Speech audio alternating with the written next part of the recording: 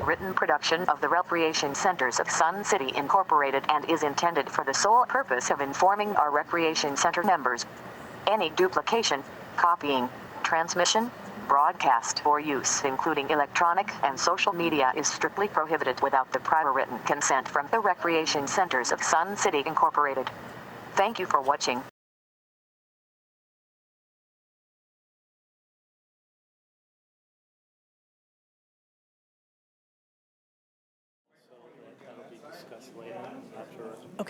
Okay, all right. Good morning, welcome. We're so glad to see so many of you. However, so many of you are so far away back there. You might be able to see the slides a little easier if you come forward. Feel free to move. Well, welcome.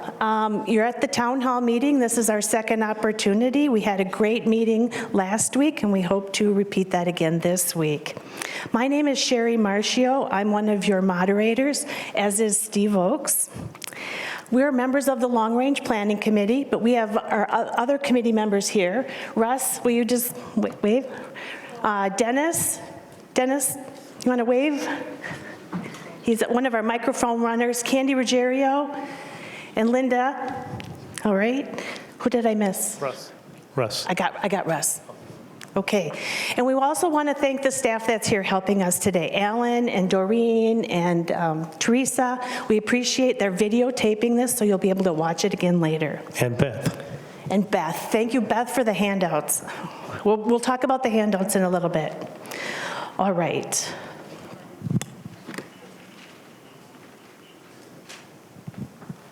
Okay, the Long Range Planning Committee is creating a member-to-member opportunities to collect community ideas and input.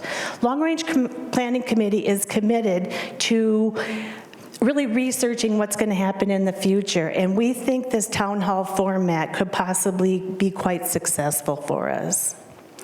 Today, we're going to recap on current projects and planning, and it's going to be about 30 minutes, and then we're going to open the floor to you guys.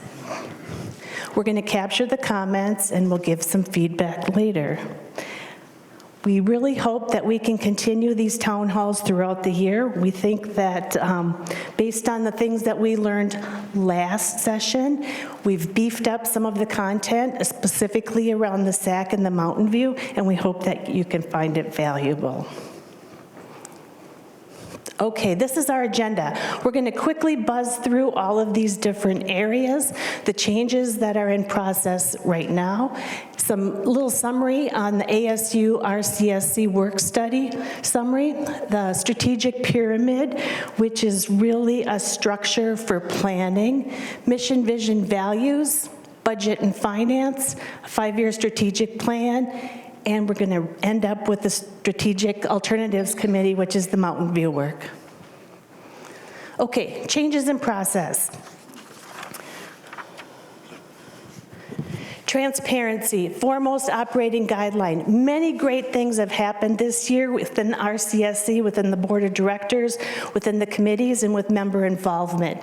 Transparency is foremost and top of the list. We've seen that in a lot of different ways. The inclusion of members in meetings, the inclusion of members in committee work. Communication efforts have improved drastically. I think we can only see more and more changes to come. Proactive data-driven approach, highest and best use of funds. We want to make sure we're spending our money wisely. We want to act more on the data that's available. Renewed focus on maintaining all facilities to high-quality standards. Pragmatic approach to helping members who are truly in need. We're working on some goals regarding employee retention and satisfaction, and we're operating with a sense of urgency. Okay, Steve. Okay, good morning, and thank you very much for showing up today. It looks like a similar turnout to what we had last week, Wednesday at Fairway, and that just shows how interested you are in your community, so good for you. I'm going to talk a little bit here about the ASU survey and try to make it brief because that was back in January. Some of you may recall, hopefully many of you filled out that survey. It was the first survey in 20 years. Now, there's a lot of commentary that came about the quality and the quantity of the questions and so forth, but the reality is we hadn't had a survey of any sort, and this way we were able to acquire quite a bit of information. In fact, credit to our members because 6,000 people responded. That's about a 30% response rate, and I could tell you there's a lot of marketing companies would love to have anything close to that.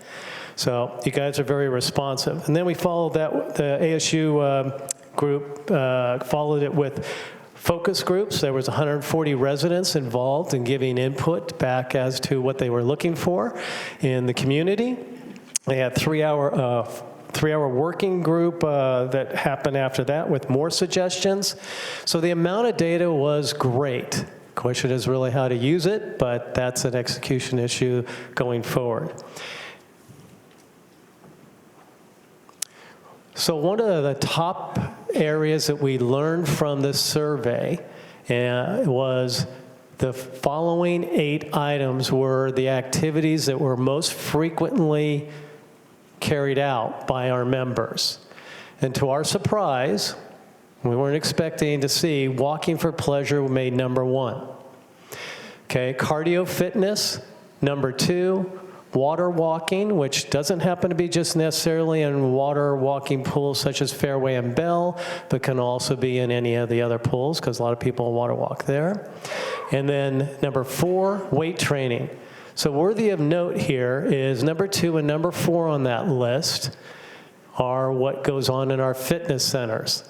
A lot of use of the fitness centers, and that correlates to what we see in the utilization studies, or the utilization accounting. There's a substantial amount of fitness center use. Mini golf at the number 5 role, golf at the number 6 role. Sitting by the pool, back to our pools, get a lot of use. It doesn't matter, I guess, whether you put your toes in or you want to read a book here sitting by the pool. And then we have pickleball and lap swimming came in the 8th place tied. With that, back to Sherry on the strategic pyramid.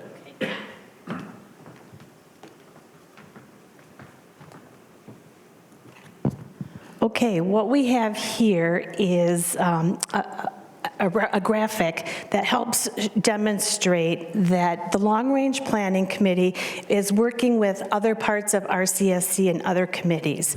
And one of the things that we realized as we started looking forward is that we really lacked a plan for how to plan. That's it. We thought, now's the time. We need to get that in place. And so we feel that this graphic helps represent where we need to be. Organizations that are thriving, that have good success, use a model like this. This is a very good business practice. And so developing mission, vision, and values and making that the base of what you do moving forward, creating a 5-year strategic plan, a rolling plan that gets updated, and then having an annual operating budget. Those are the minimums that we need to create good planning moving forward. We want to think and plan about the big things while we're working on the little things so that we continue in the right direction. Okay, so where did we start? We started by validating our mission, vision, and values. And as we did that, one of the first things we found out is that the existing ones were really outdated. They were hard to find. They weren't easily posted on the website or hanging on a wall. And we also found that they lacked inspiration for both people and planning. So we put out the call, we did some initial committee work, and we put out the call for help, and we got help from the board, from you, from staff, from management, and we went through 12 or 13 versions of mission, vision, values, and this is what I'd like to present to you today. A lot of you, many of you, gave us your input, your feedback, and we want to thank you for that because that was really helpful in getting a community view put into this.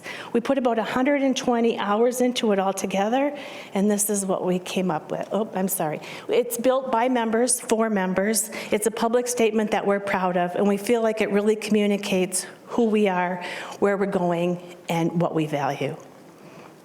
Okay, our proposed mission.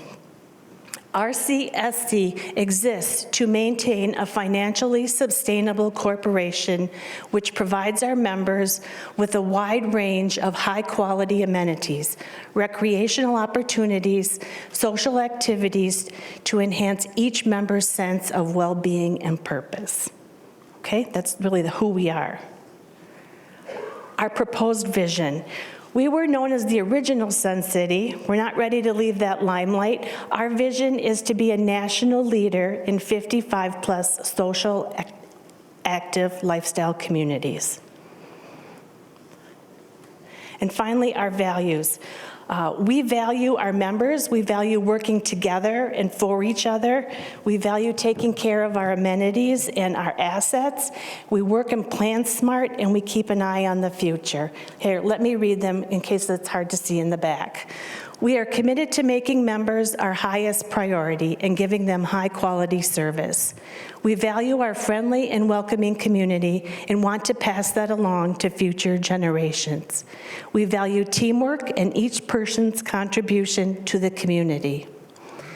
We maintain and improve amenities, operations, and infrastructure to modern, attractive, and environmentally friendly standards. We believe data and technology should be harnessed to support health, safety, efficiency, and maintain the integrity of our decision-making processes. And finally, we plan for the future and operate with a sense of urgency. Okay? So taken together, we hope that you can find inspiration and clarity in our new statements. What do you think? Yeah? Okay, all right. All right, the next piece, one of the other pieces on the pyramid is in relation to the annual budget, the annual operating budget. And one of the things that's unique this year is that we underwent a new process, and it really brought together the board and the members with the management as business partners to come to a new way to look at the budget. Instead of having the staff hand it over to us, we said we wanted to be involved in it. So the meeting, they met all summer long. The Finance, Budget, and Audit Committee met all summer long. They had open meetings. Many times they let the guests comment, ask questions, very member inclusive. It was a great process. Through that process, they came up with a theme for the 2024 budget, and it's facing economic realities, with three main goals that they wanted to make sure came through. They want to expand the capital project list and begin catch-up on some projects that have been lagging for a few years. So we have a $20 million deferred maintenance issue that we're going to take care of a little by little over the next few years. We're going to increase spending on repair and maintenance, preventative maintenance, so we don't get back in this problem in the future.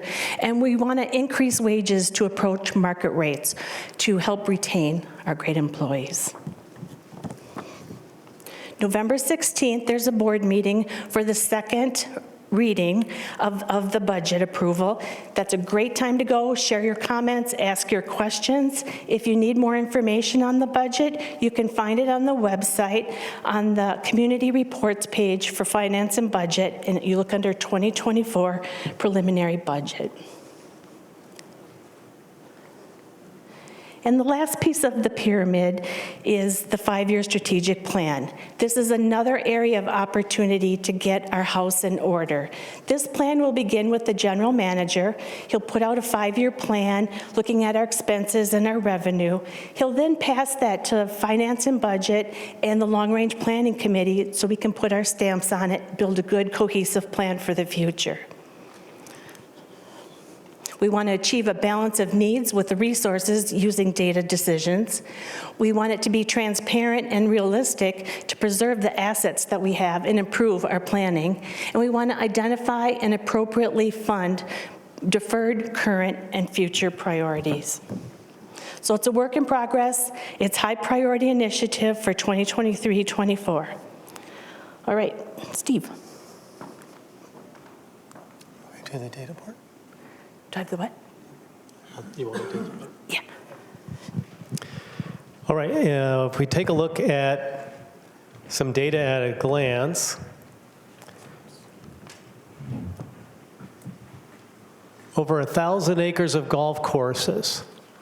Some of you might be golfers here. You know probably a little bit about how much room you get to play on. In terms of golf rounds, there's 350,000 rounds played per year. 246 square feet of center buildings, of which we're in a very large one right now. 70 acres of land for centers. 1 million plus member visits each year. Oops, got to remember to click the clicker to show you that to you. A lot of property, a lot to maintain and manage. Here's a take, this is a take on the properties and what the acreage is, square foot, and usage rate per year is. And you're taking a look at the year that it was also built. You'll see that at the top, highlighted in yellow, you have Mountain View, built in 1967.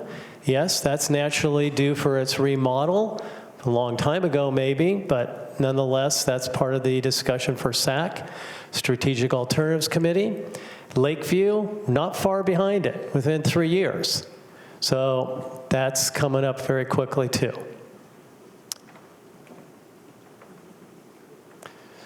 So I get to talk about the Strategic Alternatives Committee now because I happen to be privileged enough to be both on the Long Range Planning Committee and therefore the representative on the Strategic Alternatives Committee. So I believe there's a lot of people that have paid attention to what's going on there, and that's great. And I imagine there's going to be some questions in that regard today. 16 members represented activities impacted community at large and other committee representatives. There were 16 two-hour meetings held between May and October. And the open meetings were attended by over 150 Sun City members.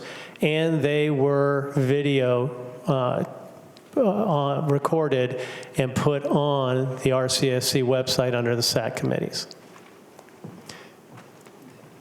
Field trips occurred where people, individuals, and groups went to various other locations to see how it's done, whether it be a performing arts center, other facilities were investigated.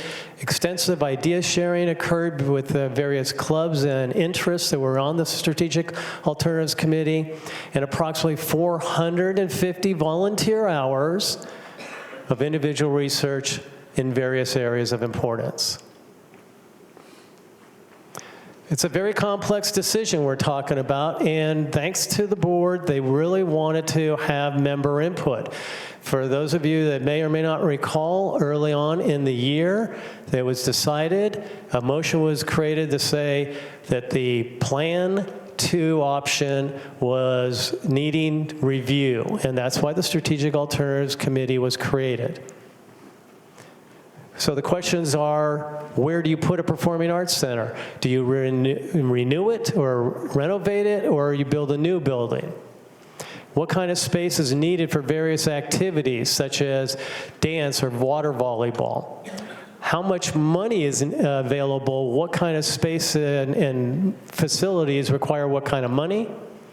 And balancing existing member wants versus the future wants, those coming to Sun City. So again, it was said that there were meeting videos, presentations that were recorded, but those were also presented. You can see those on the website.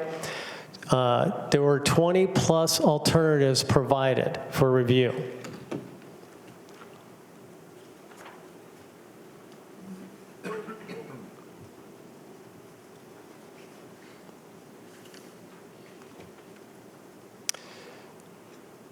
There's a Plan M, and in Plan M, you'll see that the PAC remains at Mountain View. The Performing Arts Center remains at Mountain View. In this plan, you also have all existing activities remain at Mountain View except tennis. Fitness increased in size, swim activities increased, and a Performing Arts Center increased, and pickleball also increased about 30%. Plan B includes a Performing Arts Center also, just like Plan M, at Mountain View, and the cost issues related to that Performing Arts Center aren't exactly clear. Yes, ma'am, we're going to just get through this and then we'll come back. No, but I think you're referring to Plan B, where we have a paper that says Plan A. Okay, I'm sorry about that last minute change that we didn't notice. Thanks for that clarification. If you have a Plan A that is really Plan M, there's a separate Plan A, okay? So sorry for that confusion on that sheet. It was a last minute recognition of a mistake. Okay, so in Plan B, 12 new indoor pickleball courts at 21,000 square feet, where 8 courts, whether it's 8 or 12, depends on how much money you're willing to spend, but 8 courts would cost about $10 million. And the fitness center is estimated size of a 2-story fitness center. Think of Fairway, that's 15,000 square feet, which would be larger than Fairway, at about $7.5 million. We'll go into more detail here. So in this Plan M, which, as the lady pointed out, gets confused on that sheet as Plan A, but it's Plan M, this was provided by, and why was it Plan M? Well, that was the name of the architect, okay, Marlene. So that's why we orient it to Plan M. But the Plan M gives you references of cost per item, but the differences there are stated. You basically, already I explained, one other thing is that you get a hot spa and a hot tub outdoor instead of previously was indoor. I'll go through all these and we can come back to them, okay?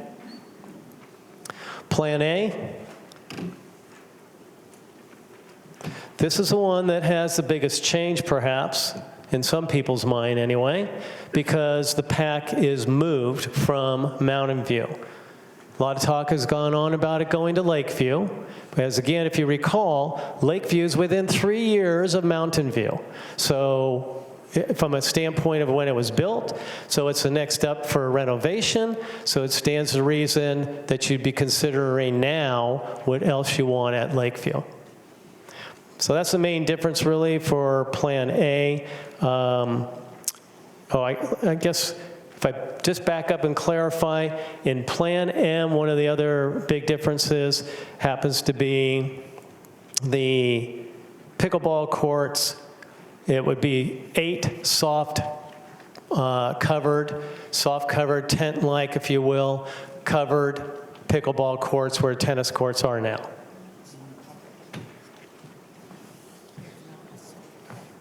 And I'm just skimming this. There's a lot more detail here. You have a comparison sheet that helps with that. We didn't have that at the last meeting. So why are we going into this detail now? Because in the last meeting at Fairway, there were people asking a lot of questions and suggested that we needed to give you more information now. There was a lot, as stated, that went on at the various SAC meetings that really hard to condense that, but we're trying to do that for you here. Okay, so Plan A is, again, pretty much 8 pickleball courts outside, 12 indoor, like Plan B was discussed. If you're looking at your Plan A, thank you. Okay, it's up there. And again, the PAC is moved. The similarities between most of these plans you'll see on the comparisons chart are that the pool, mini golf, lawn bowling stay except for in Plan C. Okay. So here's Plan B from a visual standpoint. You have that in your chart. Okay. And mostly what you're looking at here is, again, 12 pickleball courts, but you'll see that there's a light shaded 4 pickleball courts that are currently existing there that don't necessarily have to be enclosed if there's a cost issue. So I'll move to Plan Well, while we're on Plan B, let me also point out that you'll see a green and a yellow area. That's your lobby. Rather than the little FA open area that you have at Mountain View now, this would be actually an enclosed lobby, something similar to what you're familiar with at our other facilities, such as Fairway Bell, where you actually go into a building rather than an open air area. And there's necessary area for storage there. Plan C. In Plan C, again, you have the PAC remains where it is, and you have the lobby, you have the storage, and you have the fitness area in red. Fitness area, again, and this is also the 15,000 square feet, 2-story. Again, think of Fairway. But I'd like to point out in this to you that if you take a look at this wall area right along here, this would be hopefully an open glass area viewing to a beautiful pool. And on this side, whoops, back up. Yeah, on this side right here, you're looking at a wall with glass that would look out on the golf course. This makes it a very aesthetically appealing viewing while in the fitness center working out. And you'll see also here that the lawn bowling is removed or displaced, I like to say, to somewhere else, and it becomes 8 indoor pickleball courts. Where the tennis courts are now would be 6 outdoor courts with this little green area being the patio. Here you'll see the outdoor spas placed. Exactly where that goes, TBD.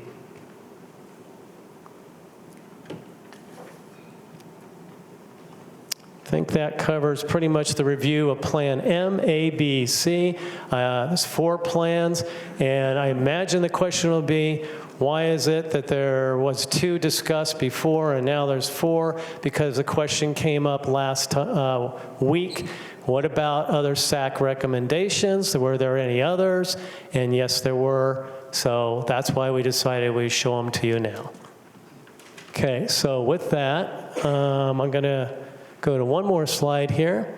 These are our guidelines for the open comments, if you will, please. State your name, recreation card number. Make your comments brief so that others have time to speak. And this is not really different than if you were at a member exchange in that regard. We want to be respectful. Raise your hand to be recognized. There will be long-range planning committee members that will have microphones, walk to you, and when you're recognized, you can make your question or comment known. For microphones used for your comment. Please, I know that we're all trying to be respectful. By being brief, being respectful, we get through this with a lot more information shared, okay? So we'd rather have one person speak once, and until we've cleared the room of all the comments from people that want to speak once, then we can go back to people who would like to speak a second time. We start with that. We have an individual right here that's got his hand up. Thank you.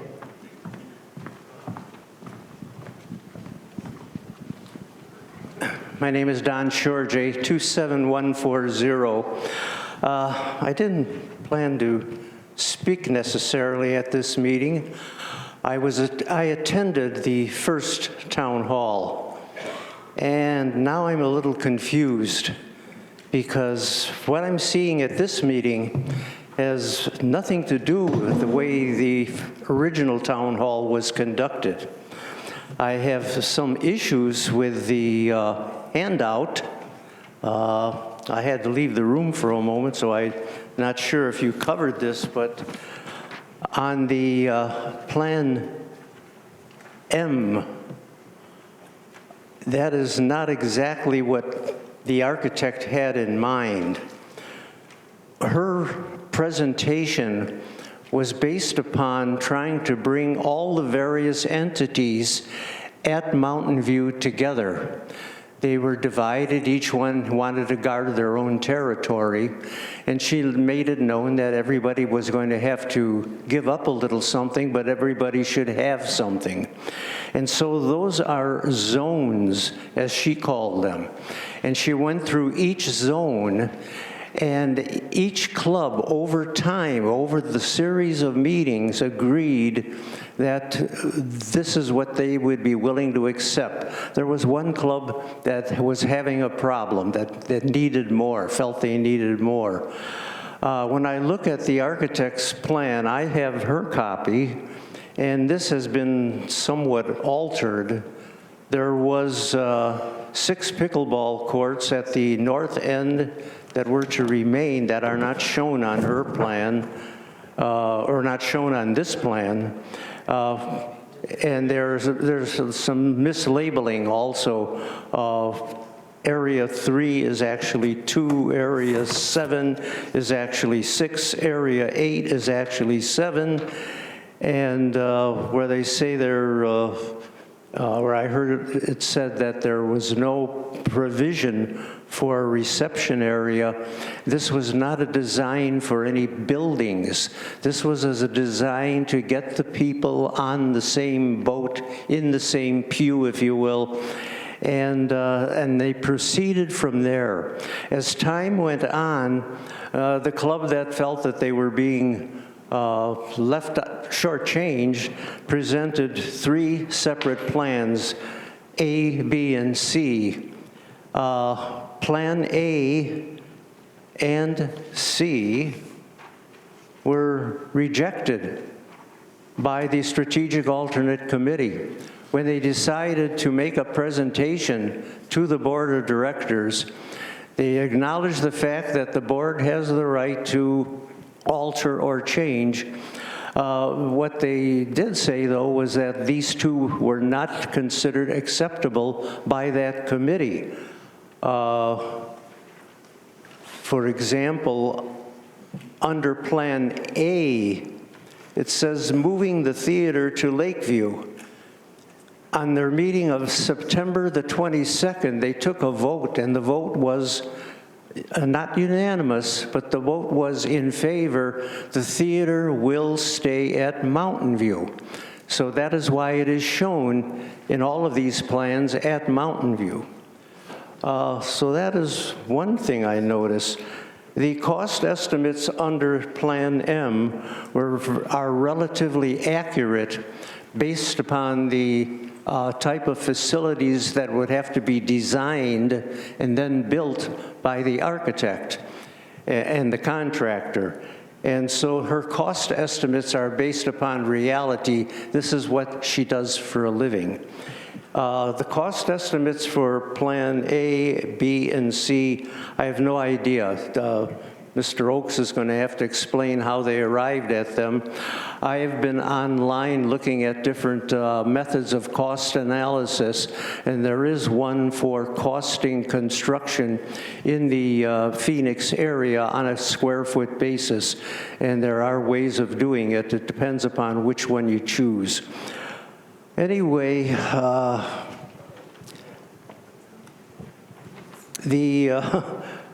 as I say, the 3 plans shown were not part of the original town hall. There were 2 plans presented, Plan M and Plan B.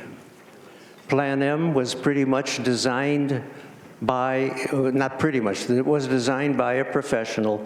Plan B was designed by members of the committee who favored one club over another. Would you like me to answer some of the questions you asked? Yes, I'm done. Thank you. Thank you. So on the cost question on the plans other than Plan M, the architect was only contracted for estimate on one plan, Plan M. And we did not have time, or did not have the budget set aside in the contract for the architect to do any other plans. So what was recommended by someone else is to use a standard construction enclosure cost of $500 per square foot. That may be wholly inaccurate, but that had to have a reference point because we in SAC had decided we wanted to have some cost information for anything that was proposed, and therefore we used that estimate. That's how we came up with that cost. And in regards, I'm going to answer another question you had. Okay. My concern with what you're saying is that we know the architect was using the approved methods for cost construction in the Phoenix metropolitan area. You say that the $500 per square foot, that cost estimate that you used, you're not certain whether it will be accurate or not.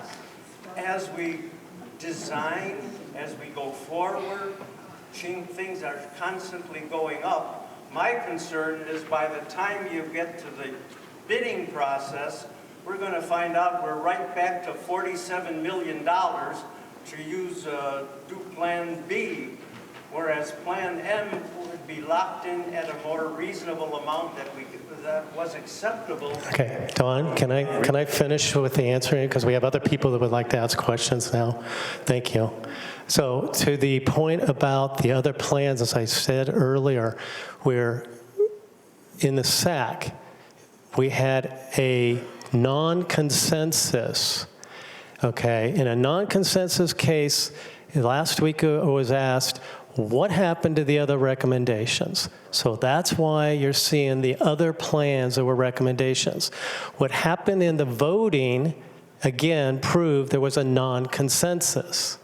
Okay, the board's looking for a consensus. That's what they asked for. They didn't get it, so you're seeing all plans that were discussed and reviewed. Okay, that's why you see extra plans, extra information. Dawn, we'll come back to you. Dawn, we will come back to you. Who else has questions? Thank you. Okay, we have someone in the back. Kathy DeLisa, 162503 is my number. And I had a chance to be at the Fairway meeting the other night. I know there were a lot of lawn bowlers there, and I don't know that we took the opportunity to thank you for the plans that don't relocate or eliminate the lawn bowling. I just want to say it's a very affordable sport. I have played very competitive sports my whole life. This is something I can do forever, and there are people who depend on lawn bowl. It's important to them in their quality of life. They can't drive to another location, so I do not advocate for Plan C, but the other ones I do. Okay, we have a question here. Tom Trapan here, 146995. I do have to agree with the first gentleman. Speak directly in. I feel like, oh, there we go. Tom Trapan here, 146995. I have to agree with the first gentleman that spoke there. I showed up here today, and I've been following this for quite some time, going to meetings and so on. And to be hit with this sketch and so on, I mean, it's nice. It's somewhat organized, but it is confusing. But I'm gonna go back to my original comments that I wanted to make. First off, you know, I think it's important to mention I'm not a golfer, I'm not a pickleball player, I'm not a pool person, I'm not a lawn bowler, I'm not a pack person. I do enjoy using the fitness areas here in Sun City. I also wanted to mention I was there for the voting on these plans, A, B, and C. They were all close votes, 8-6, either for or against. Real close. That might tell you something.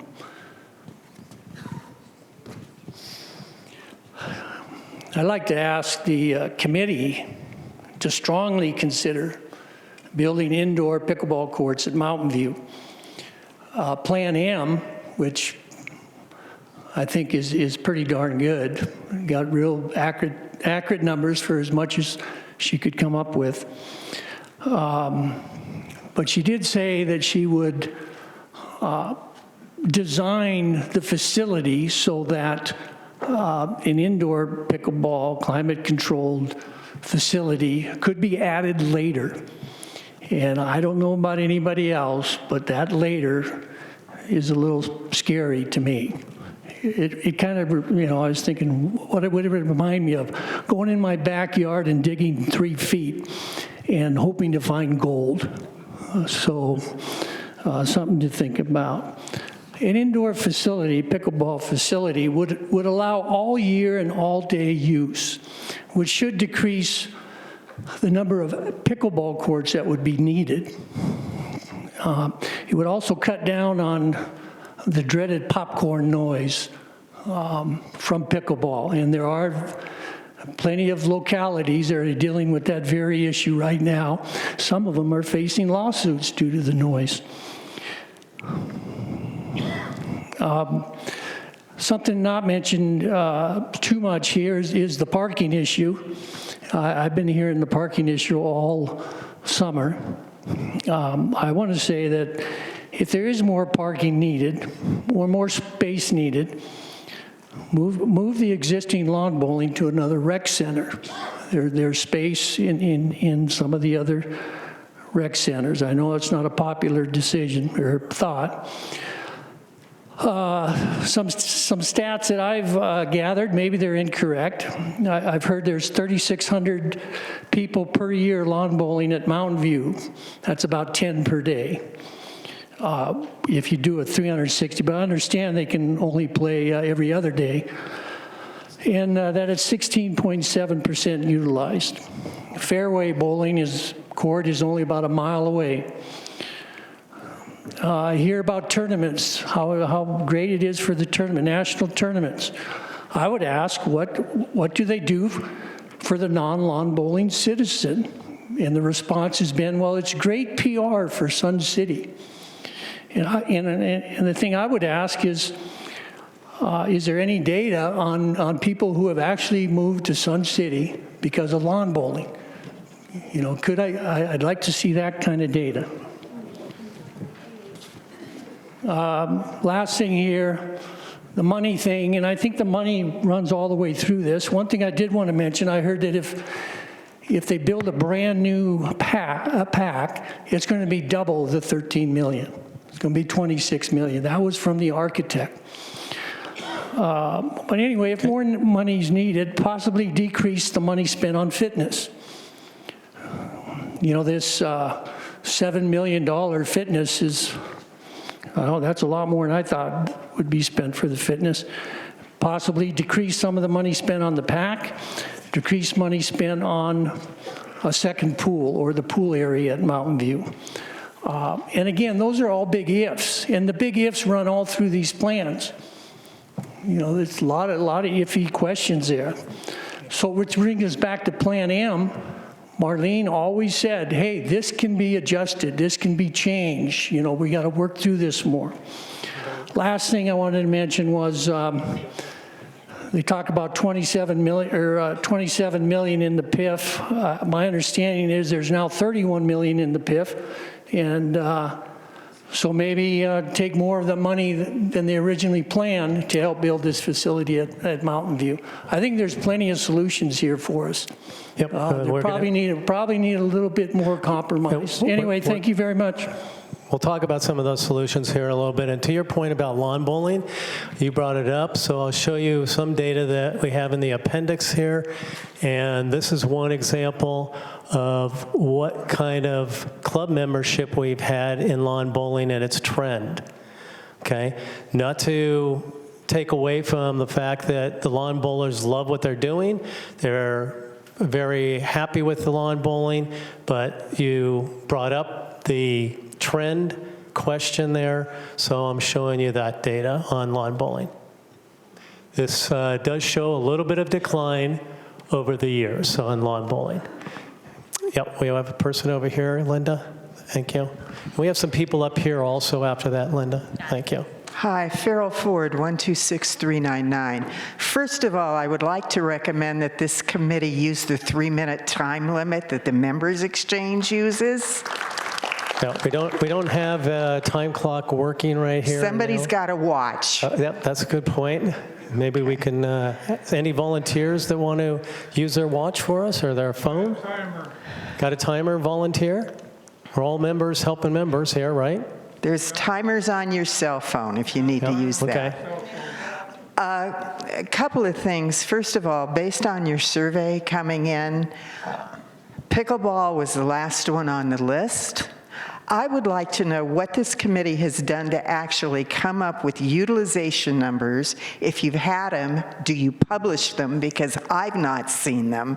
And I think a lot of these decisions, if we're going to spend this kind of money, it should be based on utilization.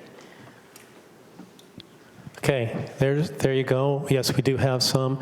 It's rather recent, so that may be why it hasn't been published. But this is your club membership for pickleball from 2011 to 2023. Okay, so what's the current utilization this year?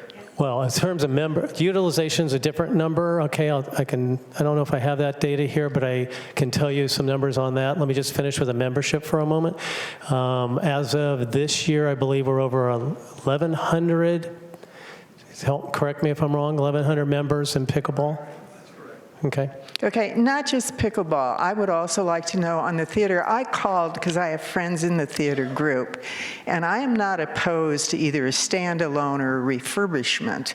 But I called and asked them on a publication or on a production they had over a weekend. I said, how many people went? They said 3,000. The amount of money we are spending for the usage doesn't make sense to me. Well, that's a good point. Let's take a look at that data. Thank you for bringing that up. As soon as we cycle back to the charts.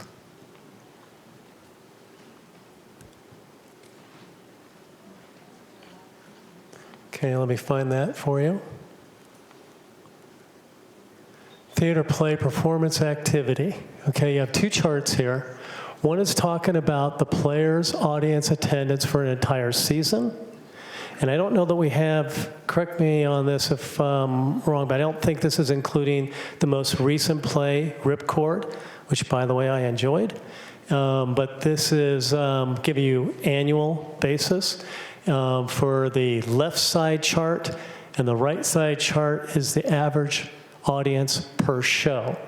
So to your point, ma'am, this is showing in, let's see, what year we're in the, yeah, great, 2023, 2024, this is estimated at about 140 per show. So what did they have, 3 shows per weekend? Is that right, Tom? 6 performances, 6 times 140, where are we in the hundreds still, not the thousands, right? So to your point, ma'am, I don't know about the 3,000, but we're in under 1,000 anyway, on average per show. Is that helpful? Does that help you? Would be if that's the case, do we need to relook at the amount of money being spent on a facility with that kind of use? Absolutely, good point. Thank you. Okay.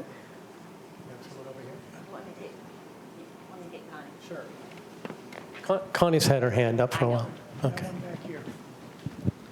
Hi, I'm Connie Rickmeyer, 150551.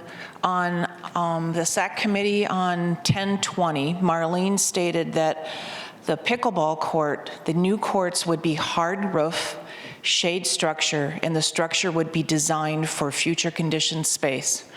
You're misleading here by saying that it's going to be a soft cover. She stated it would be a roof able to handle equipment on it. So you need to be aware of that not all facts are being stated properly. Okay, I had a different understanding, and we probably need a review with the architect on that. Just a minute. Because that's not what it was actually. Because when we asked, could you convert it into an air-conditioned building, the answer was not the way the structure would be built. No, that's not what she stated. That is not what she stated. Microphone, give her the mic. She's got what's 2 minutes. timing for us. Thank you. She stated it would need to have insulation and it would need to have sides. She said, because I asked her, she said it could handle having equipment on top. So it's already set up to do the air conditioning. It would just need additional funds. Okay, well, that's something for further review. Thank you. In the back there? Yep, Susan Bjork, 112650. I was actually going to take a hiatus from RCSC fund for a while for reasons that some are aware of.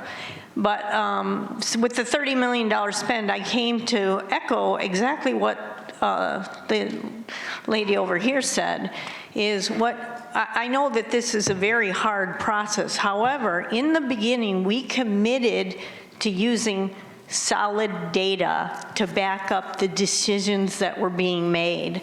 And we haven't seen that solid data. I know you said that this data is recent, but we need to see it on all amenities, all activities, in order to make a sound decision on the $30 million being spent. I know I'm adding a few million in there, but I bet it'll come up to that. And I echo her in some of the past numbers with the Players Club. Yes, 5,000 may have been true, but I don't know that that still holds true today. And I do have a concern about the 13 million being spent on a PAC facility that, well, an auditorium that may not get the use where we could spend that money elsewhere. I do like Marlene's plan. I was there when it was presented. I think it's a good plan. I just think the 13 million spend is a little much unless you can give us the data that backs up all the decisions for each one of the facilities, because that's what was promised to us and we haven't seen it yet. So that's what I encourage you guys to do, is go get good data to support what you're doing here, as far as the recommendations. And I do think, I was there, and she did say that the pickleball courts could be air conditioned at a later time, which I thought was a great idea. Okay, put them in, so then you can air condition them later. That's a great compromise. I don't think we need the however many courts today. We can't afford that. I mean, we've got to live within our means. We haven't done that, and we've got a $20 million spend sitting on our shoulders from neglected maintenance. So at any rate, I came because I think that this is really important. You need to back up what you said in the beginning, that you were going to use data and present that data along with the solution so that we can see it. Okay? Thanks. Thank you. Steve? Please be aware, if you have other comments besides SAC, we're entertaining all comments that you have. So if you have budget comments or any, we'd love to hear them. Okay, I'll make this really short, under 3 minutes probably. My name is Phil Schoen, 16847. I just want to make a couple of comments. Not that this has anything to do with it, but I lived here now 26 years. In all 26 years, the rec center has never built a structure for a specific club. They always built structures for Sun City. We have over 40-some thousand people that live in Sun City. And in the chart that you just showed, pickleball represents 20%. That means that you are building a structure for 20%, and that leaves out 80% of the total population. Now, also, you also have on one of your charts up there, you say you need to spend money wisely and to the best use of the funds. Again, I do not believe that the best use of funds are for one specific club. And that's basically, as far as the other two facilities I think that were put up, one was for the theater. The theater could be used not only for performing arts, but it could be used for meetings, anything else that can be used in the theater. And especially maybe for the board, so the board wouldn't have to meet here in this room and displace the clubs that basically use this room on board meeting days. As you can see, the facility here is one of its kind in Sundial, and it's used by many, many, many, including Teresa's, her shows that come in here. They sit in these lousy chairs. for the shows, where they could be sitting in a nicely theater surrounding atmosphere.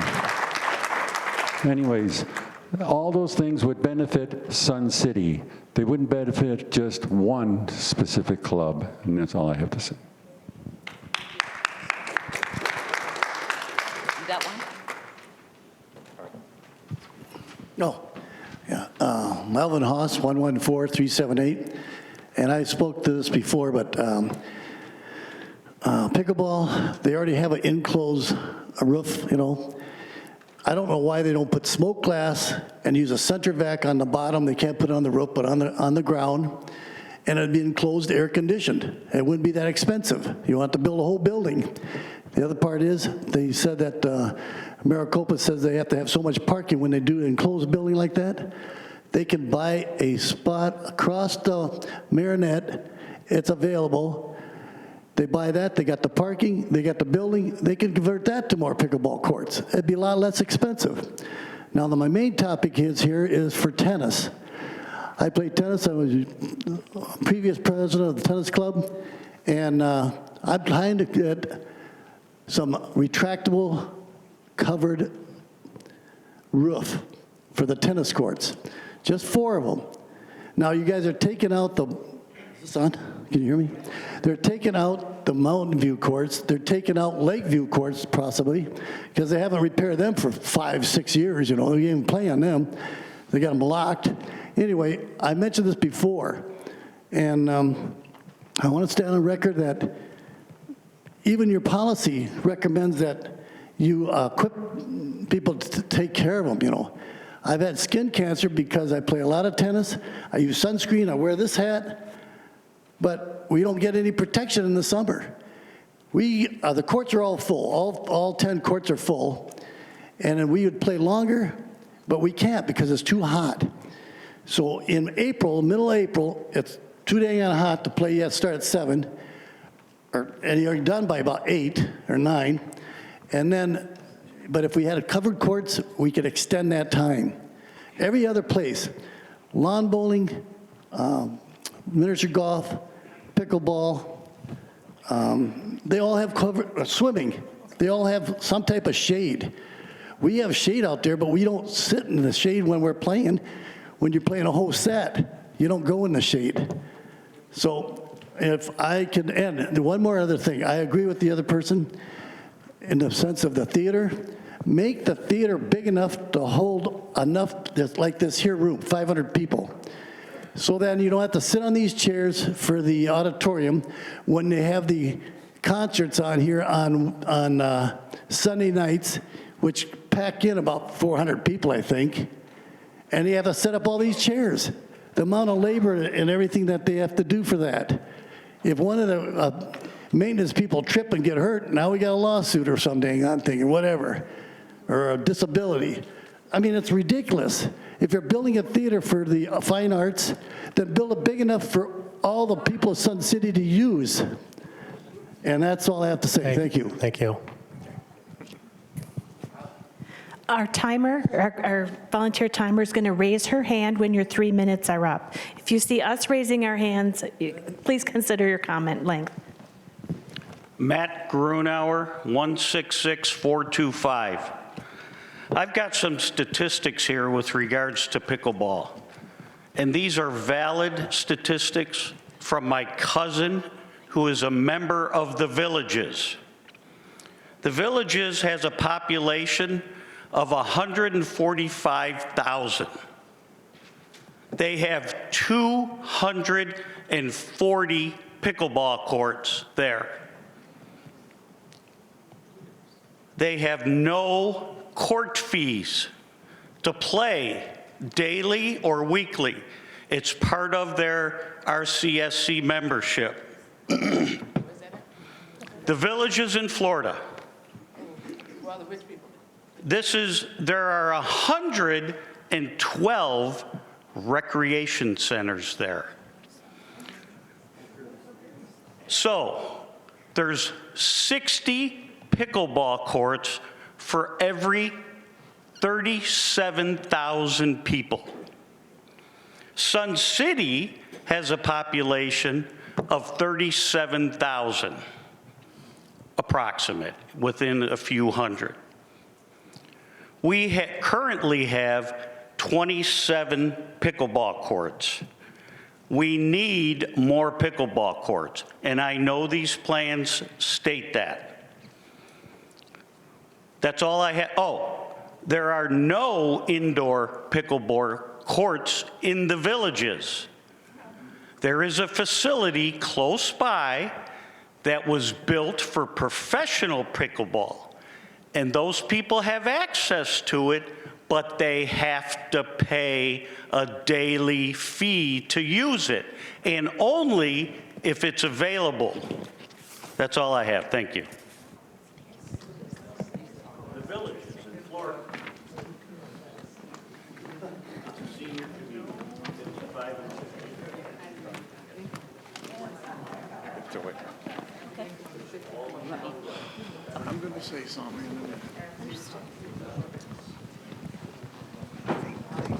My name's Elton Brakane. You can call me Sir Elton. My number is 142206. On your Plan M, under sports pool for $1,237,000, I wonder if there's been a survey to see how many people would use the sports pool. Just wondering. Also, it says, let me change hands, that the mini golf stays in all 4 plans. If I heard you correctly, when you were on the back side, when you were saying about Plan C, the mini golf course would not be available under Plan C. If I heard you correctly. No, that's not correct. It's still there. In all plans, the mini golf stays. Okay, thank you. And maybe, sir, to your point about the sports pool usage, you're going to address that came up in SAC, and the water volleyball president, who was a SAC member, said that they were satisfied remaining at Oakmont, that they did not need to have a pool at Mountain View as far as the water volleyball club was concerned. You're welcome. Okay, I have one right here. Hello, I'm Kathy Luglio, 168466, and I really had to read this because I just moved here. I bought the house in March, came just this week, so I'm the opposite end of the 26 years. But I have some experience with another community that invested significantly in racquetball courts. Anybody play racquetball today? Yeah, everybody used to. Is pickleball another fad? Does it need 60 courts like they have at villages? Probably and probably not. I think some of these, you're already seeing decreased use of tennis. They've gone to pickleball because it's easier. Where are they going now? It changes. I think that's exactly it. But you're discussing putting in very expensive facilities for perhaps a fad sport. I would suggest that anybody can use a theater always. A theater could be rented out for other areas to use, non-residents to use. So I, coming in here, say, pickleball? Come on. Why pickleball by the numbers that you're discussing? It's just not realistic in the long term. This is not strategic. This is not appropriate, in my opinion. Thank you. Yeah.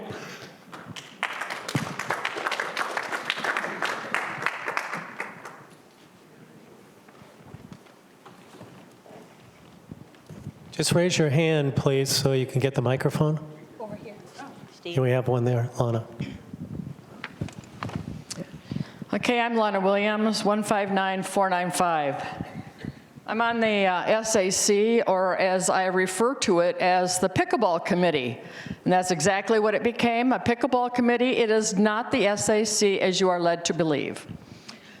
Okay, this new handout we got, I mean, that's new to me. I mean, I'm on the SAC, and this is the first time I saw this configuration, because we had decided that we decided at the committee we were going to look at Plan M and Plan B, and sir, you are 100% correct in everything you said. Connie, you were correct. Ma'am, you are correct. As far as the survey that was done, I never saw the survey. I never saw what was on the survey. Was dancing on the survey? I don't know, probably not. There are thousands of dancers in this community that were not even thought about when doing this survey. Originally, we had thought the plan from the previous board was a multi-purpose auditorium, not a gymnasium. Okay, this would serve for flat space, for dancing, basketball, indoor volleyball, indoor track, entertainment. They could do a pull-down stage so it could be used for a lot of functions, meetings, a lot of things. Well, that was shot down because of cost and lack of interest by the SAC. But, hey, let's build 2 big pickleball facilities, because by golly, we can afford air-conditioned pickleball facilities, but you can't, for one club, but you cannot do it an auditorium that would serve multi-purposes, okay? And as far as, we do not need to draw tournaments here for pickleball.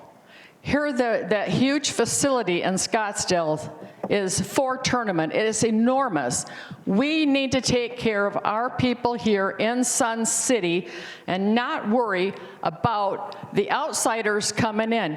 We have enough pickleball where you're gonna draw people here. Sure. Hey, the proposed pickleball facility right now, Marlene's plan is good. Why not enclose that right now? Build it, enclose it, air condition it. The pickleball players would have an indoor air-conditioned facility. But come on, pickleball, you know, quit pushing it, quit being greedy. Think about Sun City as a whole and not just yourself. And the PAC deserves everything.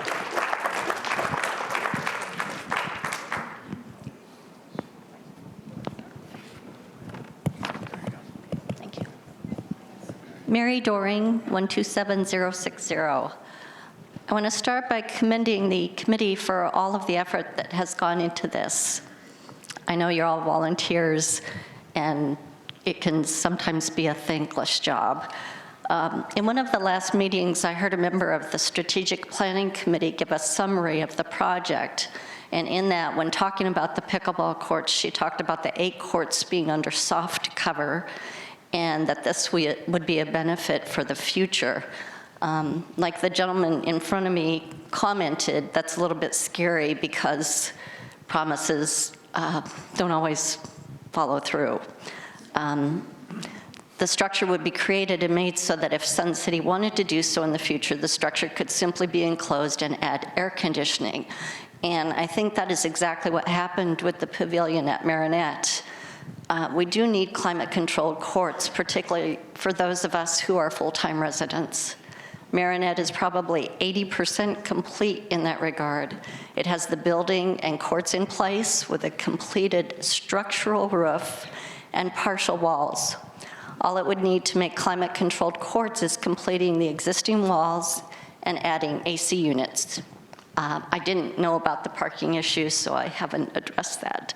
It's my understanding that this was the original intent at Marinette.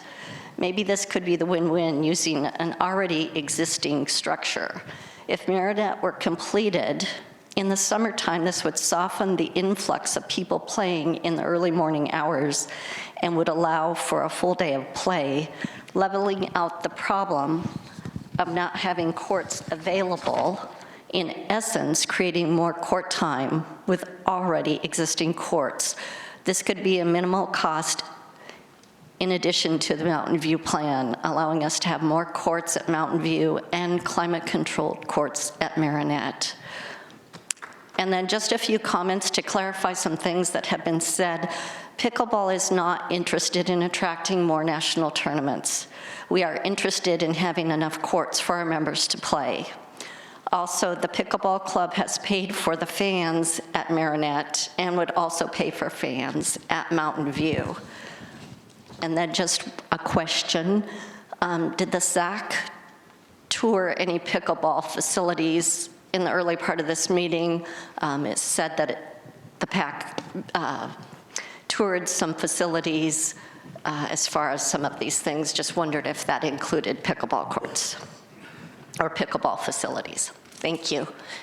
I don't believe that the entire SAC actually went to various pickleball facilities. There were people that may have been exposed to pickleball facilities, but to answer your question, the PAC was something that they believed everybody should go see. So there were two separate field trips, if you will, one to Mesa and one to the Stardust Theater in Sun City West. But there was nothing set up specifically to tour pickleball. However, we did tour pickleball at Sun City West, you and I. All right, I have one right here. Diane Lings, 130467, and I received the survey, I reviewed the results, and I'm surprised that a SAC member there who just spoke didn't know about the survey. And I didn't like the survey. I felt it was heavily weighted to the fitness centers and didn't apply to me, pickleball, golf, or most of the other activities. It was so heavily weighted to the fitness centers that I thought it really didn't make any difference, and I don't trust the data from it.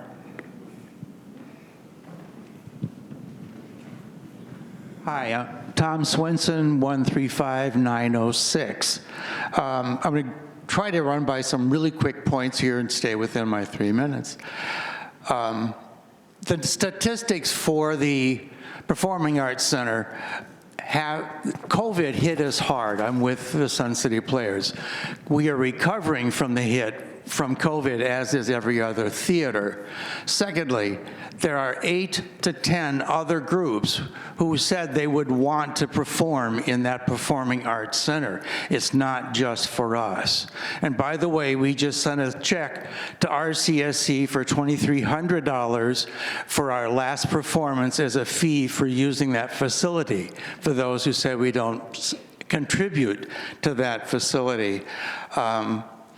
This presentation today and the sheet you're seeing, emphatically, it was not approved, nor what the SAC said they wanted to be presented to these town halls.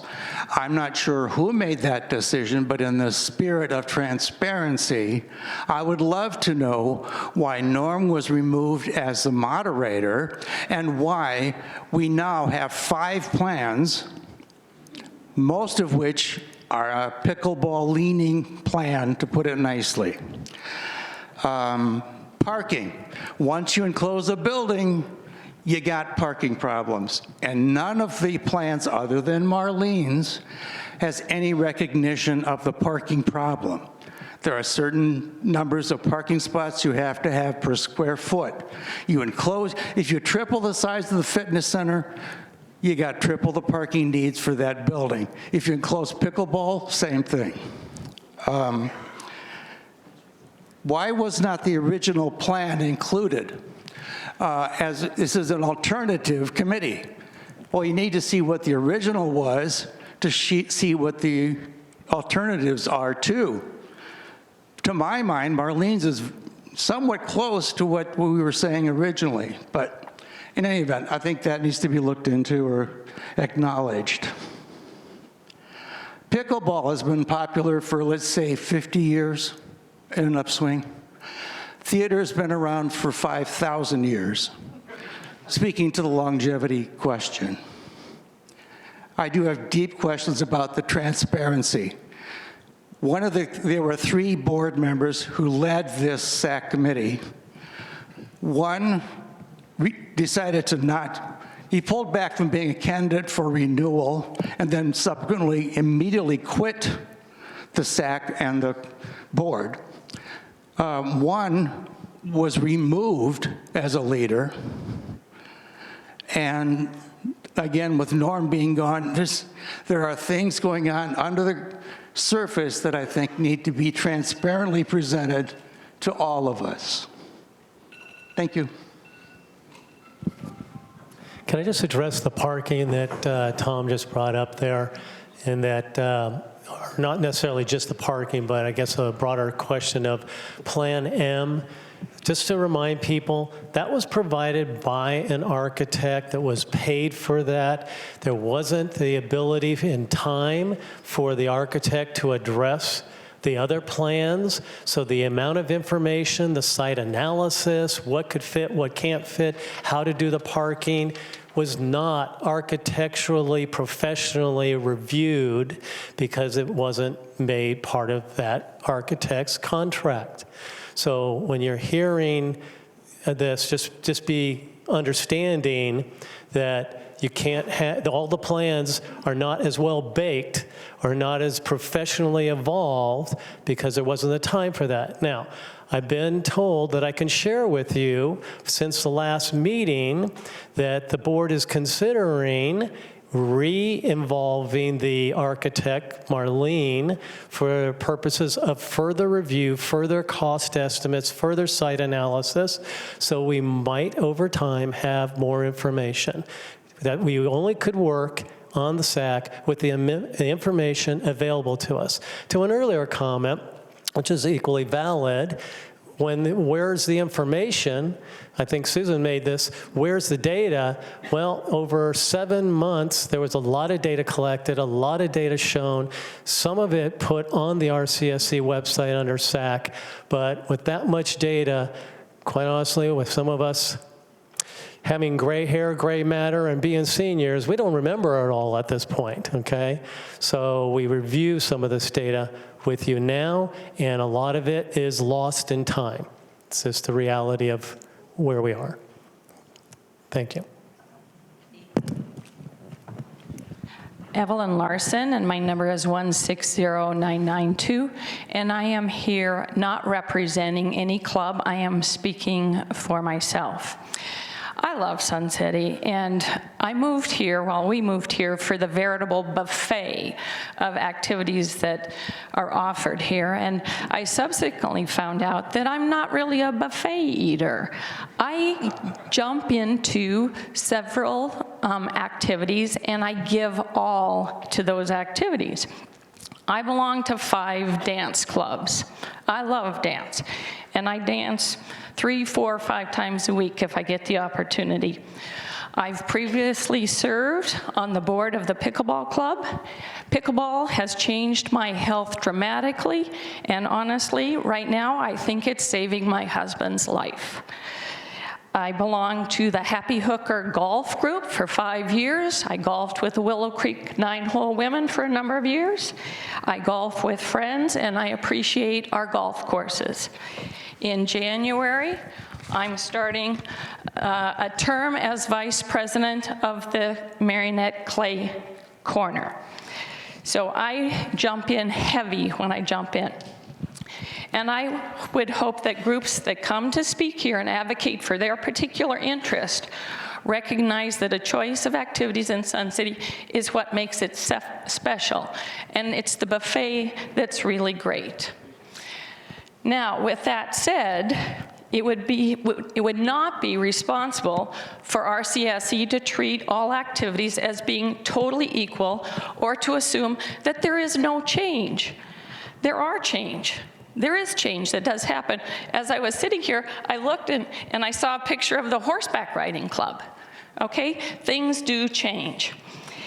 And we're all seniors here. You think back about the different changes in your life. My goodness, things have changed exponentially, and they're not going backwards. So the choice of activities that residents want here changes over time as well. And change is never easy. It's never easy. You can't do high quality of everything for everyone. You can't do that. And it would not be fiscally responsible and rather myopic of the future to continue on with things as they were designed years ago. That just doesn't make sense. We have to move forward if we're going to be a vibrant community.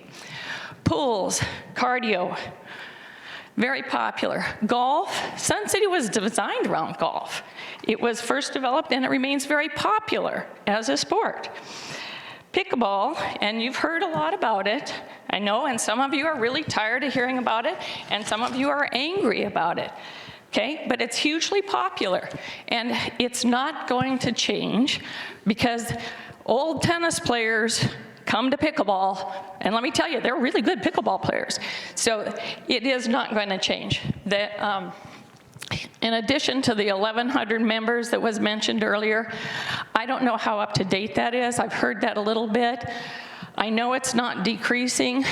Additionally, the use at the pickleball course includes people that are not members of the club. There's probably a couple hundred RCSC people that come and play pickleball that are not members of the club.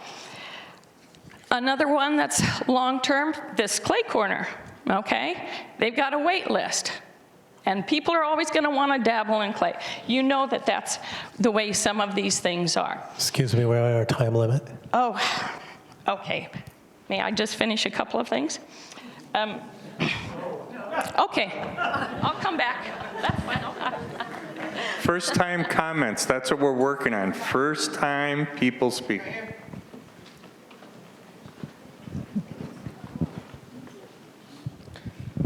Hello, Darla Akins, 54010, and I have been living here for almost 20 years. I hear people talk about the performance arts theater, and I gotta tell you, you really can't compare the attendance that they've had in the past with the attendance they may get in the future. Because if you put some comfortable seats over there, I can tell you right now, that attendance will triple, okay? I said, if they're looking for somebody to go over there and with their little drink and sit in a comfortable seat, they will sit there for hours, okay? I can tell you that. We also heard the gentleman talk about the villages in Florida, that they don't pay HOA fees. Well, no, they don't. But they pay a CDD fee, and they pay it monthly, which is about $220 a month, so it's about $2,640 a year. Well, we pay $575 a year. And the average income, or the median income, is $67,000 in Florida, where our median income is $46,000. So in the last years that I've been here, let's see, in, what did I say, about 18 years, they've only raised our property assessment $185. In 2 years, they've raised it $79. So, and things have not fallen apart. Yes, things need repair, but everything needs to be repaired from time to time, okay? I really hate to see you charge people so much that you're going to charge them out of their households, because we have about 3,800 people below poverty level here in Sun City, and Sun City West has about 1,000 people below. So people here in Sun City are living here because they can afford it. Well, they were able to afford it. I don't want to see them make it unaffordable for them. Okay, we got to make sure that we consider the whole Sun City, not just certain clubs. And we talk about pickleball according to lawn bowling. Pickleball, if you look it up, is going to cost our medical system about $400 million because of the injuries in pickleball. So, I mean, that's on the internet. With lawn bowling, you're not going to get those kind of injuries. So we got seniors out there, and I understand. I mean, I want to play pickleball because I played racquetball and I played tennis, and I really as soon as I get my other knee fixed, I'm planning on doing that. I only had one knee. I got to get the other knee done. But I think seniors go out there and they try to do too much, too fast, okay? Because there's too much turning and twisting, and there's a lot of sprains and fractures going on. So we got to think about all those things and think about all of Sun City, not just certain populations. Thank you.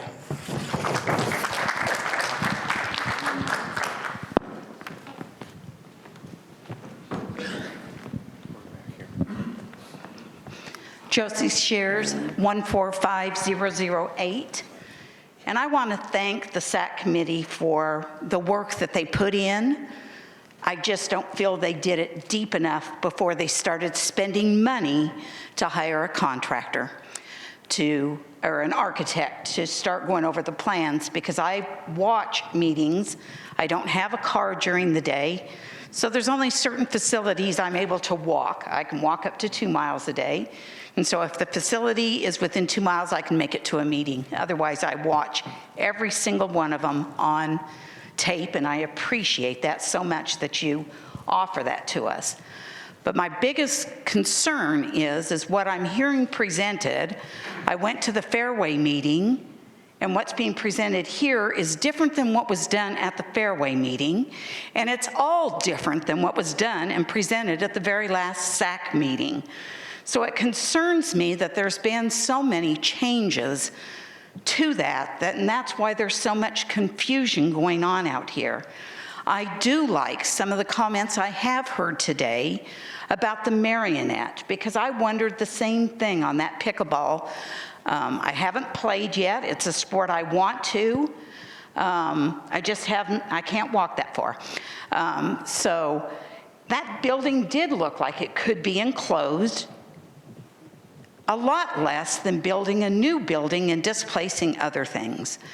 I don't have a problem with a flat surface, with pickleball being something that's probably a fad. I've heard that in Gilbert, they built an indoor facility and it's going bankrupt right now.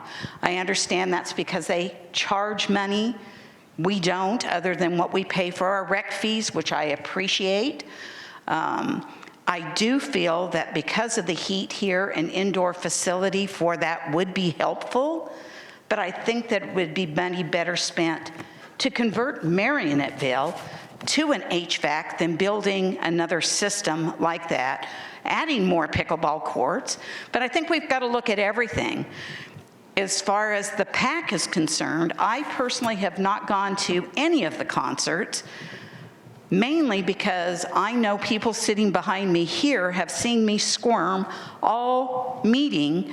These chairs are not comfortable. I would not enjoy the show, and I would not want to ruin it for those sitting behind me as I squirm because it's uncomfortable. I know that if you built a PAC, like a local high school builds their performing arts centers, it would be utilized, and it could be something that would bring in a lot more participation here in Sun City. Can I, just to address some of those comments going back, we did say earlier that the reason why the town hall meeting was different this time with just a little more information on SAC was because there were questions at the Fairway meeting that said, what about other recommendations? Were there other recommendations? There was not a clear consensus on the SAC. Yes, plenty of us were frustrated watching it, being a part of it. You know, there's SAC members here. I don't know of a single one that would tell you that they had a blast, okay? So, yeah, all that frustration was there, so you didn't get a consensus. The board was looking for a consensus. They were looking for recommendations, and they didn't say that it had to be 1, 2, 3, 4.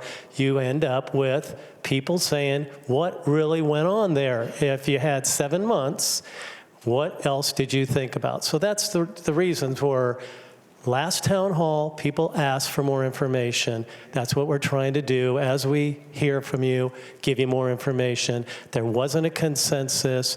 We're trying to give you more information. That's the reason. And there was at least 20 different options as we went over time. Where are the other 15?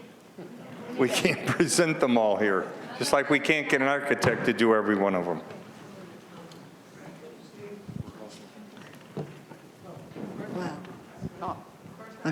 First time. Hi, good morning. Lori Ellingson, 133335. I was at the meeting at Fairway. My question to the people that were not on the SAC committee, but that are here today, how many of you had the opportunity to either watch or attend any of the SAC meetings? Could I get a show of hands? That you were not on the SAC committee, but you came as a guest. How many of you are planning to go to the membership meeting on November 29th? So I would like to piggyback on Evelyn Larson's statement about change. Change is necessary. Sun City was built in 1960. Club Med was started in 1950. Club Med was the very, very first of its kind. It was the very, very first all-inclusive resort. They have changed since opening in 1950. What I would like to see is that Sun City also changes with the needs of the trends and the time. This is an article from Sun City Views. Here's an ad telling you about the town hall meetings. There's a triangle. It says mission, vision, and values. Then it says strategic plan 5-year. How many of you are concerned about the needs of Sun City 5 years from now? How many of you have taken the time to research data and taken the time to go through all of the information that was presented? And how many of you are basing what you are stating today based on facts and not on personal opinion? The biggest problem that I see is a quote from one of my favorite movies, Cool Hand Luke. The warden talks to Paul Newman, and he says, "What we have here is a failure to communicate." I see a lack of communication. I see a lack of knowledge. I see a lack of understanding. We're at time limit. Okay, I have one over here. First time comment. My name's Milt Lebsack, 130662. I've heard a lot of intelligent comments here, and I've been at numerous meetings, and I'll keep it very short. The comments, it seems to me the controversy is basically between two groups, the Performing Arts Center and the pickleball people. In summary, the performing arts people have been underserved for a number of years. The pickleball club has been overserved for a number of years. And I could go into hours worth of comments as to why I believe that's true. I'm a pickleball player. I'm not involved with the Performing Arts Center. But it's obvious to me that the Performing Arts Center has received the short end of the stick, whereas people have been bending over backwards for pickleball players, even though I'm one of them. The comments that I heard regarding an enclosed facility, the ones that make a whole lot of sense to me, if you're going to have enclosed courts, enclose the courts at Marinette.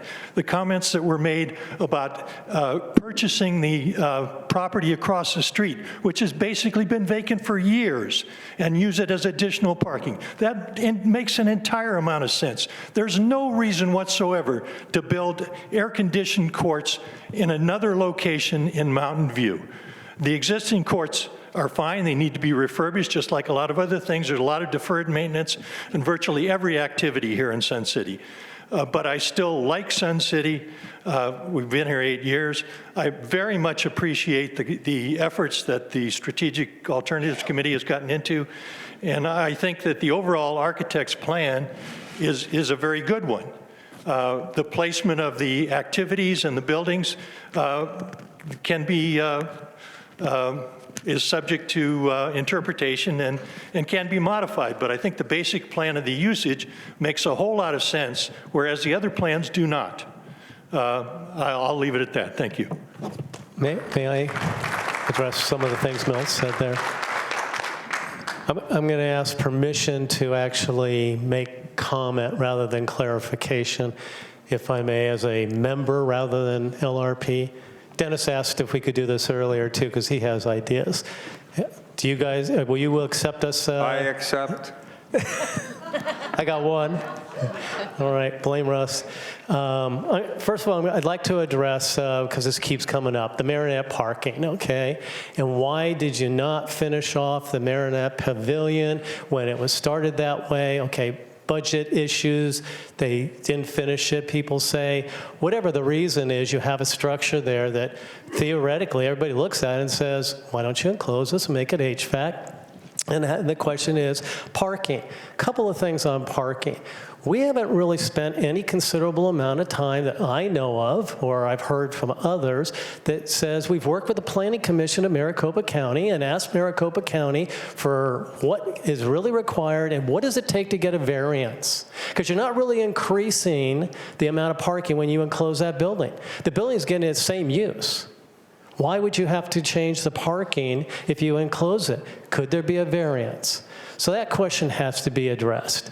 And if you didn't do that, or you said that you can't get a variance for whatever reason, and you look at the parking potential at the strip mall unused across Union Hills there, that keeps coming up, well, I've heard from a realtor that's about $3 million. So you have to plan that into your cost comparisons to what Plan M suggests for a covered building, but that should be part of the consideration, absolutely. Can you spend the $3 billion there? But if you're going to think about $3 million, then you should also ask the question, what about a raised vertical structure where you have the solar panels there for parking, and it doesn't have to be necessarily pretty, it just has to be functional. They do this all the time in Asia where they don't have a lot of land. We're running out of land. Rather than buying new land, could you put in a vertical second-story steel structure for something less than that $3 million for buying that property over there? Okay, food for thought on those two items. I think those were my points that I wanted to share with you. Thank you.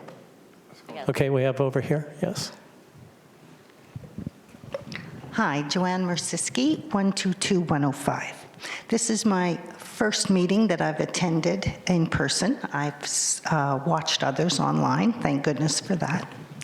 I don't play pickleball. I've never been to the Performing Arts Center.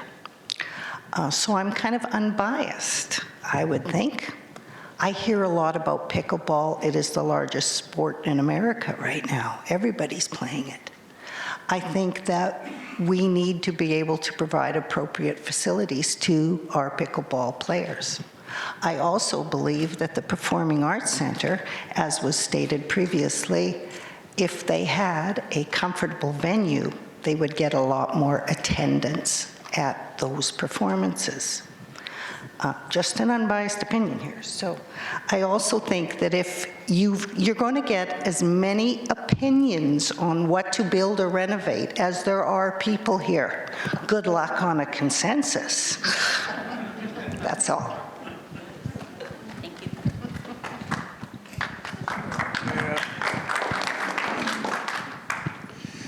Steve Collins, 166871. Everybody, you know, I mean, I'm hearing all these different things to do. Board members are not to speak. I'm a member. He's speaking as a member, thank you. I'm a member. My question, I'm hearing a lot of things and with Mountain View, and my concern is the foundation and able to be turned into an enclosed building? Would it have to be dug up? No one knows that question. I don't think here anybody knows. Well, you've got to be the only expert here then. Are you talking about Marinette or Mountain View? I'm talking Marinette. Okay. I mean, excuse me, sir, I think I have the floor. And, you know, I mean, it's a great idea if it could be done. The other problem I see there is if we're going to do that, now all your major pickleball courts are there, which means no one's going to play pickleball once that project is started until it's finished. So maybe that, you know, that would be something that we would look at after we get more courts made somewhere, and also the indoor courts were scheduled for 2033. That's when we would have the money allocated for the indoor. So I mean, it's great to look for, to want to do everything in a hurry, but we don't have all this money. We have to, as things go, we get money and we do things then. And I just think we need to slow down and get what we need and do it in a time and in a fashion that we can afford. Thank you. Okay, I have a first-time comment here. Yes, good afternoon. My name is Jim Ellington, 168212. We're newbies, just like the young lady up here. She said March. We came here in March. To echo another comment over here, it was because the buffet, if you will, of activities that are here. I don't have an axe to grind one way or another. Have I looked at data and percentages and numbers? No, I have not. I did that for a living for years, and that's kind of why I don't want to do that anymore right now. But just some thoughts. Have you looked at the usage of things like pickleball in the summer months versus when there are no snowbirds here and you basically can't play on most of the courts for the majority of the day versus the winter? I think maybe, I don't know if you've looked at statistics that are snowbird related versus summer. I just joined the pickleball club. I've played handball until I ruined my hand. I played racquetball until I got hit in the head too many times. I was a soccer referee for 15 years. I can't play tennis, but I can do pickleball.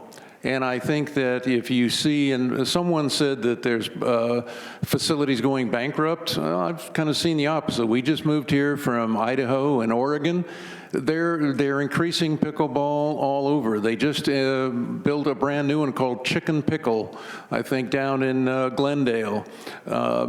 Cities that we came from, Redmond, Oregon, Boise, Idaho, are significantly increasing pickleball because us older folk can do it.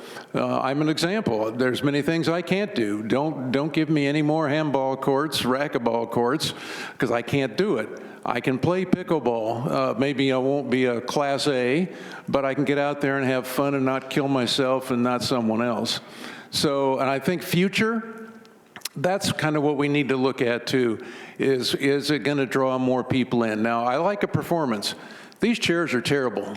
I agree with that. We always bring, I call it my whoopee cushion.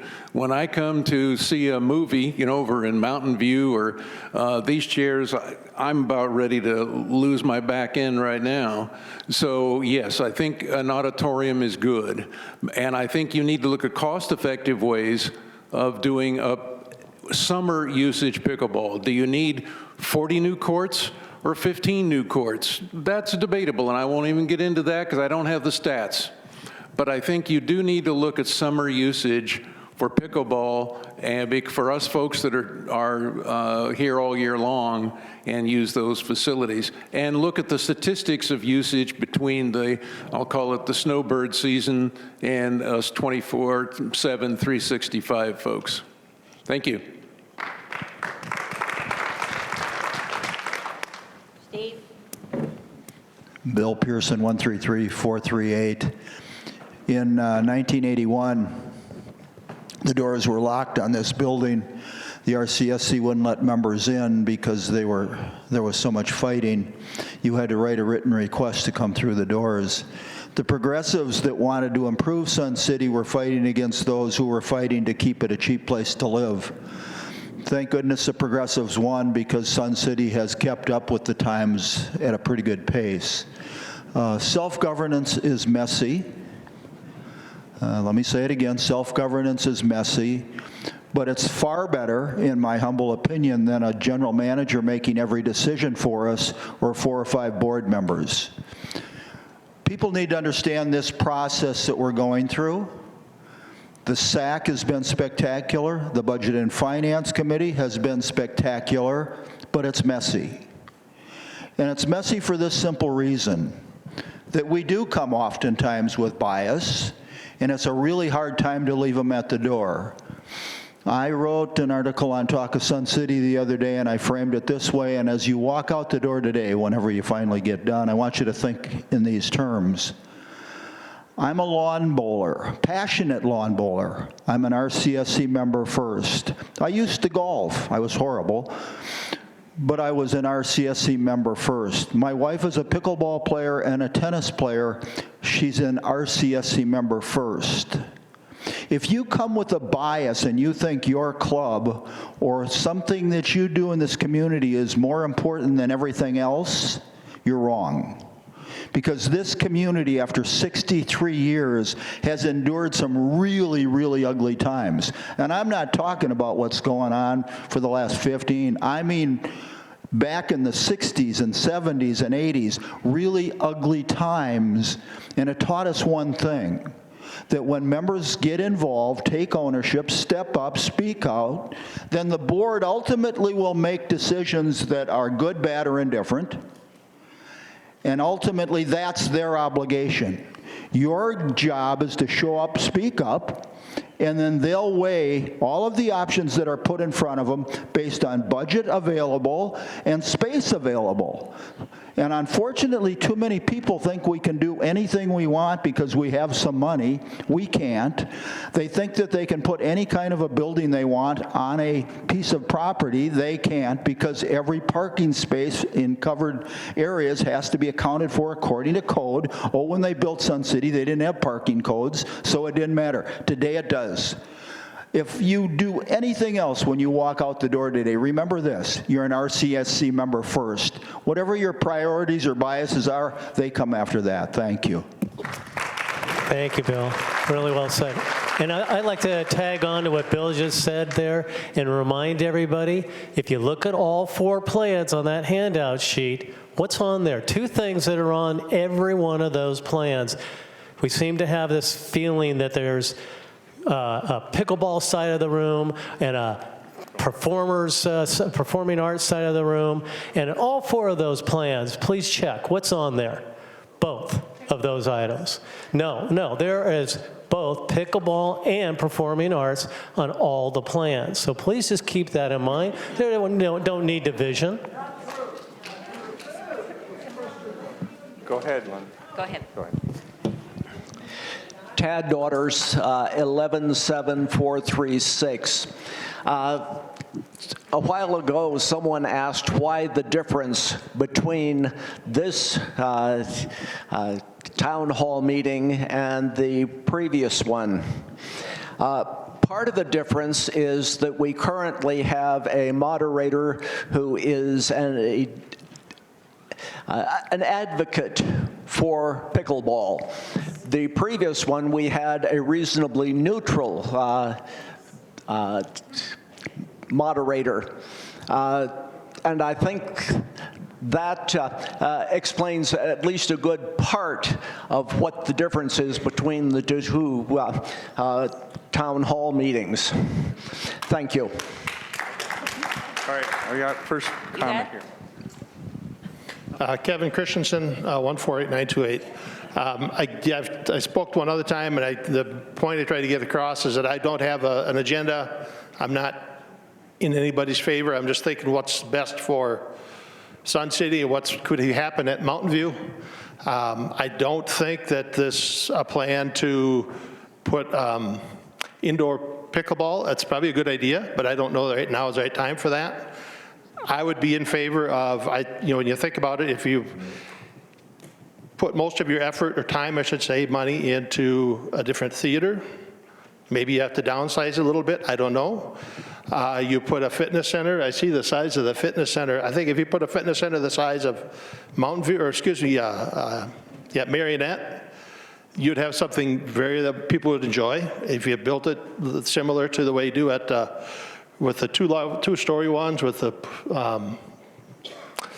anyway, I'm having a hard time speaking. Anyway, I think you go through this, and if you just say what's best, what would make a nice center for Mountain View? A new theater, a new fitness center, then you can fix the pool. You've got then you look at what does Mountain View have to offer. You've got a pool, nice spa, the golf, all the stuff there. And if you put the theater, if you move it over just a little bit, you've got room. There's no reason you couldn't have 12 additional pickleball courts there. So you'd have 19 courts at Sun City, or at Mountain View. You'd have a new theater, you'd have a new fitness center, and you'd have the best pool in Sun City. So it can be done. I mean, if people would kind of put aside what can't be done and would look at it from a perspective of what can be done. Thank you. Preston Keiss, 133903. I've been listening to the SAC for a while, and I've been at both town halls. And one of the things you brought up at the beginning was fiscal reality. I think there is a time, probably now, for an indoor pickleball facility. I think it's not only something that gets a lot of use now, but it's also a recruiting factor for people coming in the future. And I got to say, I'm not a pickleball player. I'm a golfer, so I don't have a dog in this fight. Fiscal reality is there are three major costs on the table for Mountain View: the fitness center, performing arts, and the pickleball facility. If you're going to do an indoor pickleball facility, which I think is a good thing, the reality you might have to look into is that you can only afford 2 out of the 3.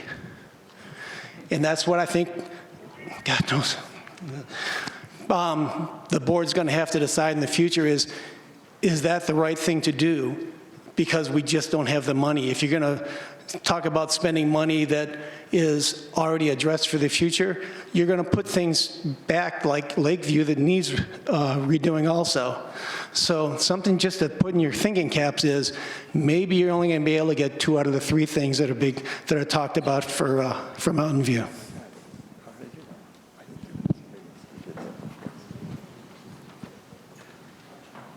Any more first-time comments? One more. That's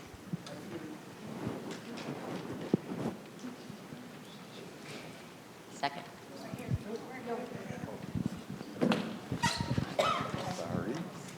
Yeah, unless everybody's spoken. Hi, Jeanette Lombardi, 140669. My comment or question is, wouldn't it be beneficial to make as much multi-purpose type space as possible so that it could easily be changed for the future? You mentioned tennis courts being made into pickleball courts. I've seen some areas where you can actually use them for both. So that would make sense. It would be less money. And as far as the enclosure for the one at Marinette, I believe people have enclosed patios that they can air condition. It doesn't have to be a structured wall. It can be something else that people use for enclosed patios and still have it air conditioned and not be that expensive. So that's just a consideration, but I would ask the committee and the board to see how many multifunctional or multi-purpose areas can be made so that they can be easily changed in the future to something else. As far as the theater is concerned, I agree. We could have so many things at a theater where you're comfortable, like the music, the performances, this type of thing, where it's much more comfortable. I know I would probably attend the theater if I was in a comfortable seat. Thank you. And just to address that, there has been discussion in the SAC about the multi-use of a performing arts center. I know it's been brought up. There's many more performances. A lot of us would like to see, I don't know if you know, but the volunteers of Sun City got to be treated to a comedian performance here in this facility. So it was quite entertaining, I thought. And so that's just one example where, and people have talked about, said, why can't we have writers come in and about their books, talk about their book, you know, like a book review sort of thing. So there's a wide variety of those options that were discussed at SAC, and that's what we were thinking about in that regard. In that regard, though, we also discussed how do you, as you say, use multi-use capability of a facility. Well, it was looked at to have rollout and retractable cushioned seating. Better than this. Okay, and it was one of the options that was presented by Marlene, the architect, in one of her reviews or proposals. So it has been looked at, just so you know, there are ways to do that. I was going to say, oh, got one more. First timer. You want me to get it? Go ahead. Hi, my name is Peggy Servitas, 108201, and I just basically have a comment. I belong to 4 dance clubs, and I've been in, the first one I ever joined was line dancing. I've been in it for 13 years. I don't do pickleball, but I know people who do, and I really hear good things about it. They enjoy it very much. But, you know, in line dancing, that club is over 30 years old. We still have people who were in it 30 years ago when it started. You know, this is a retirement community, and people have to be 55 to be here. Are they going to have 30 years of pickleball that they can do? Or, you know, I heard mention about a lot of injuries that people get, and, you know, that's very expensive and, you know, puts you out of commission. I don't see injuries in dancing, and people can do it for 30 years. So I'm kind of thinking, how long can these people do it? I mean, I hope they can do it a long time. I want to do what I enjoy for a long time. And so that's just my comment and thinking about things. Keep in mind, any site we go to, we have to look at the utilities and what is underground that we probably don't know yet. So all that has to be done in every single site that we look at for construction. Any more first-timers? No. Okay. She was first time. I was the first one cut off. That's the second. So I'm back. Let me get back on my roll here. You know, what I was going to say has been a little bit addressed. This is a very emotional issue. You can just hear it from everybody. And people are at odds with their friends and neighbors, and there's a lot of heat. And I'd like to see that dialed down a little bit. And you know, I mentioned things. I am an avid dancer. I do love to dance. And just to speak to you for a second, we have over 20 80-year-olds, and we have people in the 90s playing pickleball. But that's not why these courts are important. It's because of the 30, 40, 50-year-olds. That's what will keep things moving in Sun City. I think there's a lot of misinformation out there, and I'm looking forward to the research and the data that should be what makes an informed decision on things. One thing that I noticed just from being here is Marinette has the 3rd smallest footprint of all of the rec centers, yet it has I think it was the 2nd highest utilization, but I could be mistaken. It might be 3rd. Okay, so it's 3rd highest utilization. Well, that's a small pool there, and the fitness center's not very big, and I don't think it's horseshoes, okay, that's causing that high utilization. So that center is being used primarily for pickleball, so it is busy. Another thing that occurred to me real quick, you lawn bowlers in here, something that occurred to me is we have, any of you know anything about the archery club? I thought it was really interesting, and I thought maybe I might want to do archery because that might be fun. So I went out there. It's open 8 hours a week. It's an enclosed area. It's long and narrow. I mean, I think there's some data to look at, some other things that maybe that people haven't thought about. And just for you, just so you know, I believe there is transportation from one rec center to another via Waymo, so you could get out there. And we're not a subsidized housing community. So I just wanted to address that too. Nobody moved here to be subsidized. If that changes, that would be a whole change of our community if that's what we went. Okay, couple of things here. We're going to make a last call, and we'll get you in, Susan. Beth just reminded me, May Mobility is no longer operating, just FYI. And if there's any more comments that are not SAC-related, we'd love to hear from you.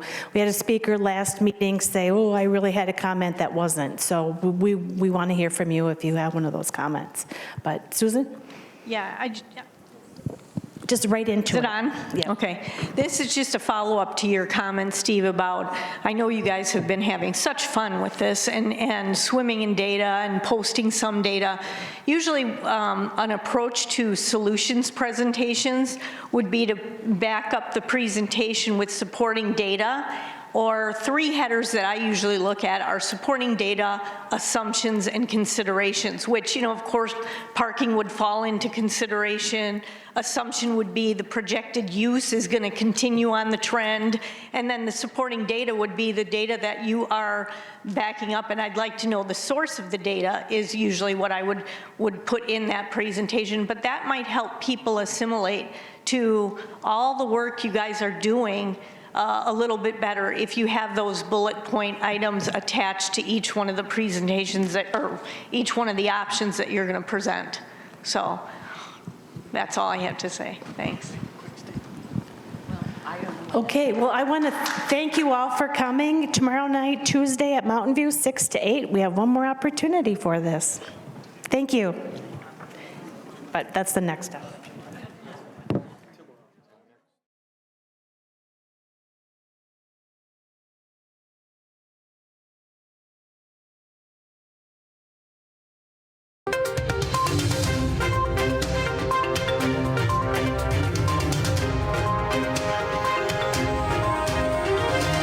This is a copyrighted production of the Recreation Centers of Sun City Incorporated and is intended for the sole purpose of informing our Recreation Center members.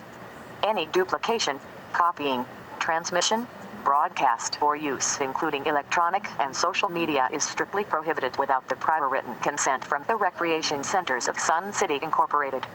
Thank you for watching.